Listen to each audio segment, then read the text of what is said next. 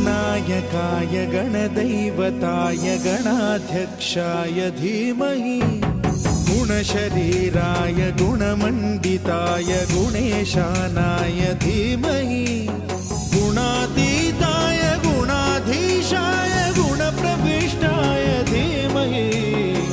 एकदन्ताय वक्रतुण्डाय गौरीतनयाय धीमहि गजेशानाय भालचन्द्राय श्रीगणेशाय